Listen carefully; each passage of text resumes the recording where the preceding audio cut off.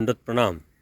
ज्याप्रमाणे पोलीस स्टेशनला हद्द असते, गावाला हद्द असते, तालुक्याला जिल्ह्याला हद्दी असतात आणि तिथं काम करणाऱ्या प्रशासनाच्या जे अधिकारी आहेत त्यांनासुद्धा हद्दी ठरवल्या जातात आणि त्या अधिकारातच त्या हद्दीतच त्यांना काम करावं लागतं. त्याप्रमाणे देवत्यांनासुद्धा हद्दी असतात. करभूमीची देवतेची जी हद्द आहे ती 500 योजन,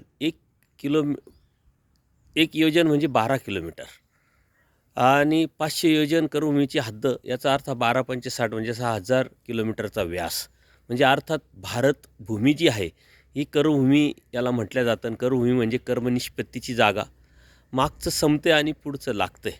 आणि या करभूमीमध्ये मात्र सर्वच देवतांच्या हद्दी असतात, कारण करभूमीच्या मध्यापासूनच सर्व देवतांच्या हद्दी सुरू होतात. परंतु प्रत्येक देवतेची हद्द ही ठरल्या जाते आणि त्याच्या बाहेर ते मात्र काम करत नाही. हे जी सिस्टम आपण समजून घेतली तर आपल्या लक्षात येईल की या साऱ्या देवतेच्या पलीकडं परमेश्वर आहे आणि म्हणून परमेश्वर सर्वव्यापक आहे. तो सर्वव्यापक असलेला परमेश्वर जर आपण समजून घेतला, जाणून घेतला आणि त्याला अनन्यभावी जर शरण गेलो तरच आपल्याला या जन्ममृत्यूच्या फेऱ्यातून बाहेर पडता येईल. त्या परमेश्वराचा आनंद प्राप्त करता येईल. दंडोत प्रणाम, दंडोत प्रणाम.